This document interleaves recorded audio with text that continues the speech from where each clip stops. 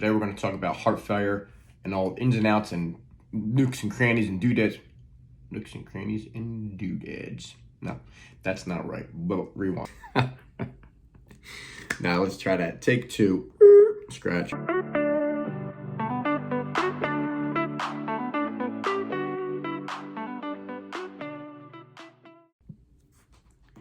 Hey guys, thanks for joining me. I'm Scott and welcome to my channel. Today we're going to talk about the heart. In particular,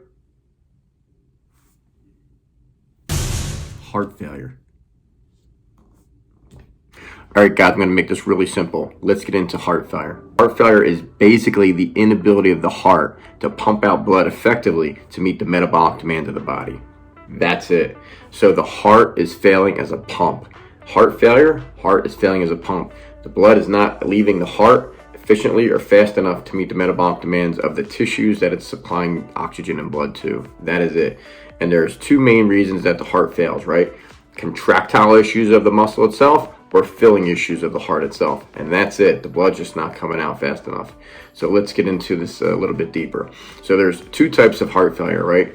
We see here there's systolic dysfunction, and we see that there's diastolic dysfunction. Systolic dysfunction has an ejection fraction of less than 50%, and diastolic dysfunction has an ejection fraction of equal to or greater than 50%. Now, why does systolic dysfunction have an ejection fraction of less than 50%? Because systolic dysfunction is a contractile issue. It means the heart is not contracting, or the muscle is not contracting effectively enough to pump the blood or a sufficient amount of blood out of the heart. Why does diastolic dysfunction have an ejection fraction equal to or greater than 50%? Because even though it's ejecting less blood out of the heart, there's a less amount of blood in the heart that it's pumping out in the first place. So it's only a fraction of that lesser amount. So when you do the math, and we'll show you that here in a minute, the math equates to 50% or more. You're just pumping out 50% of the fraction of blood that you have in the heart, whereas systolic, you have that good amount of blood in the heart, but you're not pumping out 50% of that blood, and that's basically it. So what are the things that cause heart failure? So we'll look here, right? So on the systolic side, and you can break these down through systolic or diastolic dysfunction, or left-sided and right-sided heart failure. There's a bunch of ways to look at it, but we're going to break it down, and then there's some in the middle here. So let's look at this. So we have hypertension, which is number one. Hypertension and coronary artery disease are the big ones, but hypertension is going to cause systolic dysfunction, right? It's going to cause an increased pressure on afterloads, therefore you got to contract a little bit harder to get more blood out. And then what happens is eventually you get cardiomyopathy because of the increased contraction, the push against that pressure. You got dilated cardiomyopathy, right? No good one for the board. Think alcohol abuse. People with alcohol abuse, the alcohol destroys the cardiac myocytes and damages the heart muscle, becomes really thin, very weak, and it can't contract hard enough to get the blood out. Think myocardial infarctions, heart attacks. You're going to think aortic stenosis. Again, think hypertension, right? And then on the diastolic side, what do we see? We see hypertrophic cardiomyopathy. We see restrictive cardiomyopathy. We see restrictive pericarditis. These are things that are affecting the ability of the heart muscle to fill up. In other words, it's restrictive. It's non-compliant. It's not allowing expansion of the heart for filling during diastole. It's very stiff muscle, so think of that. Now, a couple things that kind of affect both, you're going to see coronary artery disease, obesity, valve disease, renal disease, high output states. Again, a couple things to think about in high output states: anemia and hyperthyroidism. But another good one to think about is beriberi, right? Thiamine deficiency. Same thing. You're going to get that high output state. You're going to have the heart pumping super fast, and it can't pump out enough blood to keep up with the demand of the body. And you want to think arrhythmias with this as well. But that's definitely one of the things you're going to think of when high output failure is thiamine deficiency. So now that we know what causes heart failure, what pathology leads up to heart failure, let's talk about what's actually happening in heart failure, okay? So let's talk about the normal blood flow first. So we get blood flowing from the superior vena cava and the inferior vena cava into the right atrium. Goes from the right atrium into the right ventricle, out of the right ventricle into the pulmonary circulation. So these are the lungs. Don't criticize my art. These are the lungs.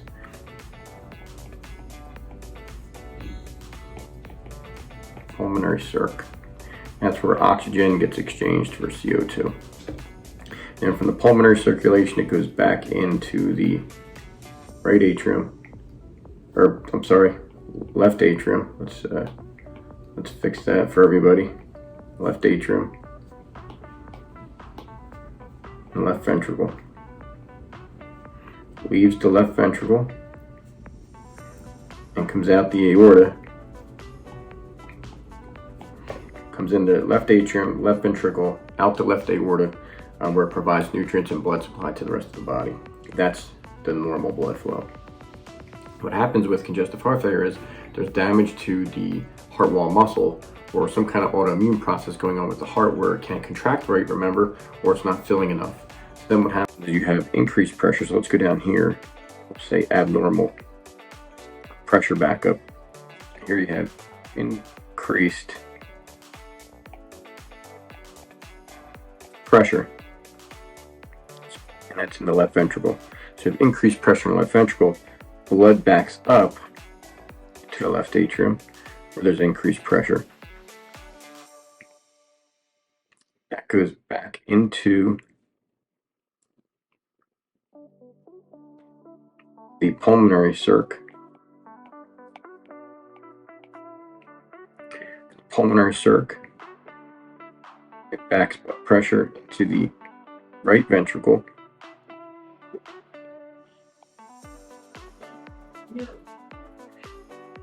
And from the right ventricle, it backs up pressure to the right atrium and superior vena cava, as well as inferior vena cava. So what we see is that the pressure in the left ventricle increases, increasing pressure into the left atrium. Circulation backs up, increased pressure into the pulmonary circulation, which backs up pressure into the right ventricle, right atrium, and then into superior and inferior vena cava.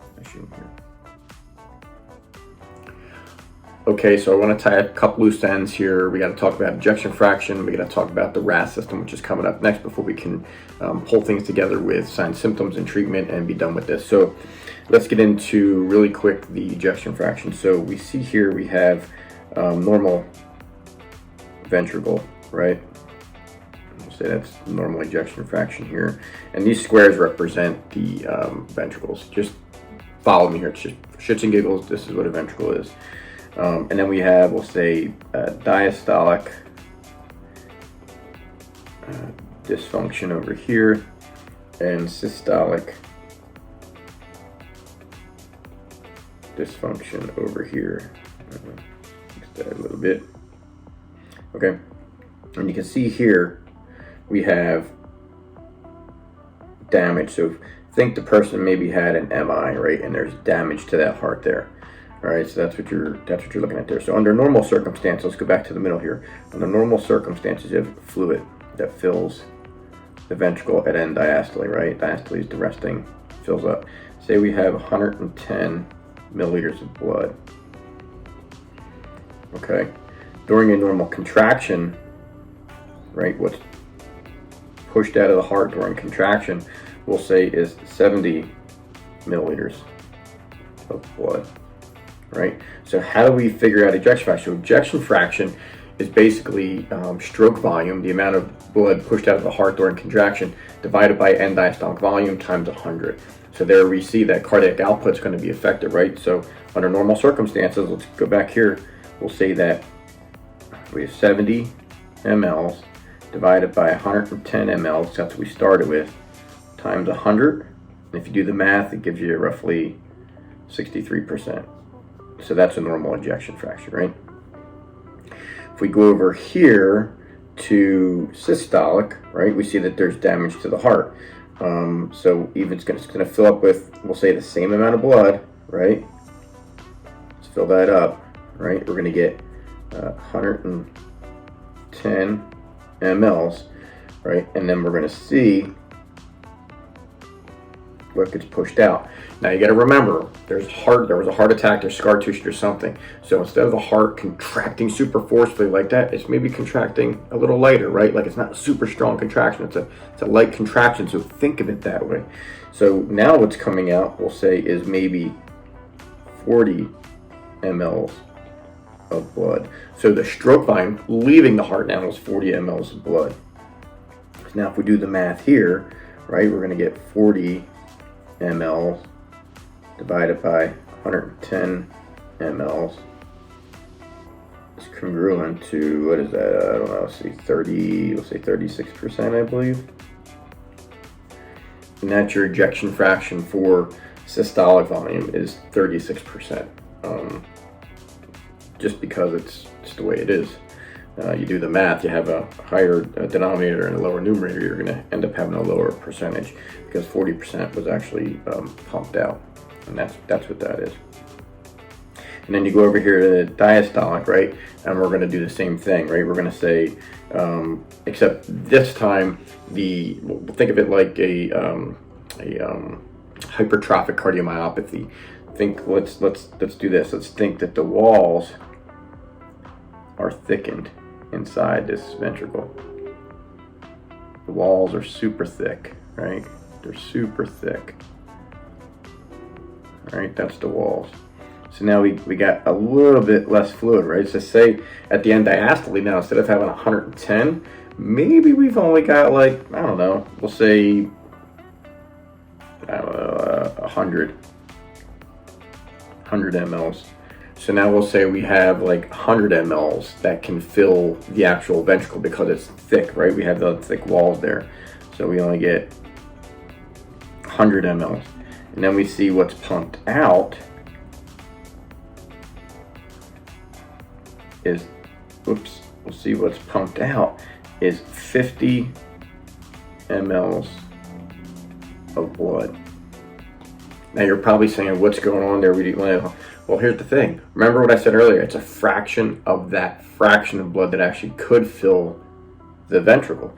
So if we had 100 mLs in there at that point, we'll take, and we're getting 50 mLs out times 100, it's 50%. So you see, we're still only getting 50 mLs out, right? Here we got 70 mLs, which would probably be considered normal. Here we got 40 mLs, which is low. And here we've gotten 50 mLs, which is normal. It's a normal ejection fraction, even though there's less stroke volume, or should I say less cardiac output, because you're not actually getting a full 70. So that's ejection fraction. It's a math thing. You got to think of it that way. That's ejection fraction. Let's move on now. Let's do a quick recap on RAAS. Renin, angiotensin, aldosterone system. I know you don't want to talk about it. Let's just hit it real quick. So basically RAAS, renin, angiotensin, aldosterone system, is basically the sequelae, or kind of like the compensatory mechanism of the kidneys not getting enough perfusion. So the cardiac output's decreased. We saw that in the ejection fraction. The kidneys aren't getting perfused enough through the glomerulus, so the glomerular filtration rate drops, right? So what then happens? The juxtaglomerular cells, which hold prorenin, split to renin. Renin gets released into the circulation. Renin converts angiotensinogen to angiotensin 1. Angiotensin 1 flows through circulation, through the pulmonary circulation, where it cleaves angiotensin 1 to angiotensin 2. And angiotensin 2 is the big one. That's the big guy. What does angiotensin 2 do? It does everything. It causes vasoconstriction. By itself can cause sodium reabsorption in the kidneys. Triggers aldosterone release from the adrenal cortex, and that itself also reabsorbs sodium and chloride as well as water, because water follows sodium chloride.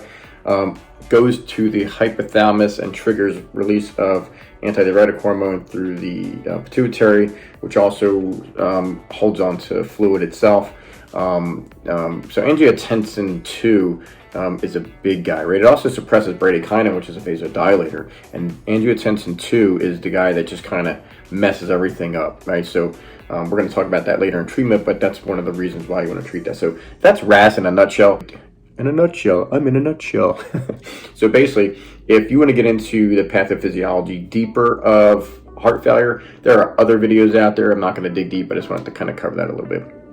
So what are some of the signs and symptoms you're going to see, right? So your patient's going to come in, they're going to complain of shortness of breath. They're probably going to have a cough, may even have chest pain.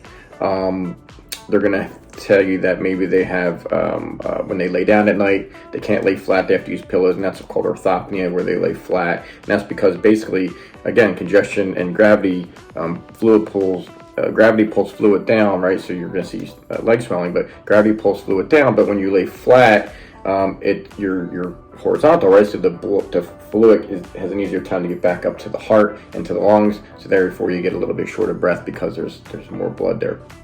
I'm going to see paroxysmal nocturnal dyspnea. Try to say that one 10 times fast. Paroxysmal nocturnal dyspnea. And that's basically when you just kind of like, they're laying flat and they kind of like get short of breath, like a couple hours to sleep, and it kind of wakes them up from their sleep. But you're going to see that as well. You're going to maybe hear them complain of fatigue, right? So because they're not getting enough blood oxygen out to the body, their muscles don't get the nutrients and the oxygen it needs, so they're going to get tired. And that's the symptoms they're going to come in and complain about. And if it's really bad, you're going to see them like a super shortness of breath, depending on how long they've had it and compensatory mechanism and stuff like that. Signs you're going to see, right? You're going to see JVD, that's a big one, right? You're going to see jugular venous distension. Remember, everything backs up, right? Increased pressure in the left ventricle, increases pressure in the left atria. You get the fluid and pulmonary edema, which causes the shortness of breath we just talked about. That increases pressure through the right side and then back into the superior and inferior vena cava, so you get the pressure increase. You'll see jugular venous distension. You're going to see, again, peripheral edema in the legs, right, where you can push on their legs and have pitting, where there's just like a fingerprint mark. And that's, again, because when you stand up, gravity pulls everything down, so the fluid's going to, pressure's increased in the system. It can't go forward, right? So think if everything's going to the left, it can't go to the left. Now it's going to go to the right. So it's going to back up pressure. And then you're going to see the swelling in the legs. You might even see right upper quadrant tenderness if they get liver congestion, right? So if they get liver congestion, you're going to see the right upper quadrant tenderness. You're definitely going to see that. Basically, signs of right side of heart failure, if it's been chronic and long enough. And again, remember, left side of heart failure is number one cause of right side of heart failure. You may even hear like an S3, S4 gallop, and it may even have like a shifted apical impulse more to the lateral aspect because of the enlargement of the heart. So what do you do, right? So there's diagnostic testing we're going to do, right? The patient comes in, we're probably going to do more of a cardiac workup, but things you're going to do, right? You're going to do a CBC, you're going to check for anemia. You're going to see, is there like a high output cause for this? So you're going to definitely check for an anemia. You're going to check white blood cell count. Is there an infectious cause? You're going to do I would do a chemistry panel, right? So you're going to check liver enzymes, right? See if the liver's congested, if there's tenderness in the liver, is there liver congestion? Late stages, you might even see cirrhosis. They're going to check for troponin, check the heart. Is there any cardiac damage? Is there a heart attack, or a new one or an old one? You're going to do a BMP, beta nucleic peptide, which is basically released when you get swelling of the heart. It gets released from the heart muscle itself. So that's a good indication. Anything over 500, you pretty much nailed it. Anything greater than 100 is indicative, but when you see it, like I see it in the ER, you can see greater than 500 is pretty indicative of it. You're going to do a TSH. You want to check for thyrotoxicosis, thyroid disorders, again, high output failure. Check a thiamine level. Is it beriberi? Is there a thiamine deficiency? You're basically going to check for any cause of congestive heart failure, things we talked about that can cause heart failure in the beginning. You're going to check for that. And you might see like it's an obese person or someone with diabetes who have like risk factors, but you're going to check for them causes. Other things you're going to do, a chest x-ray, right? They can't breathe, so you want to see what's going on. They're coughing. You're probably going to see things like pulmonary edema, pleural effusion, curly B lines, things like that. But you might see an infectious process. Who knows? But they're the things you're kind of look for. You're definitely going to see cardiomegaly most of the time on someone that's got a lot of congestive heart failure. Other things you want to do, you want to get an echo. Why do you want to get an echo of the heart? With an echo of the heart, you're going to see the cardiac walls, the structure of the muscle. Is it thin? Is it hypertrophied? You're going to see, is it functioning properly? Is it not functioning properly? And you can also average out ejection fraction based on doing an echo, which is actually key when you have someone with heart failures. You want to get that echo done. For sure. So you're also going to do an EKG, and an EKG may or may not tell you a whole lot, but you're going to look for like left ventricular hypertrophy, previous or new MI, arrhythmia, again, atrial fibrillation, things that can cause high output failure, you're definitely going to do that. So that may or may not be helpful. And then you move on to treatment, right? So let's just go down real quick. We'll do a brief summary of treatment. If you're in an ER and you're acutely exacerbated, you want to think LMNO, right? And that's the mnemonic I use, right? So like Lasix, right? That's the L. You're going to use Lasix. You're going to use Lasix. You're going to use morphine. That's going to help with anxiety and also a mild dilator.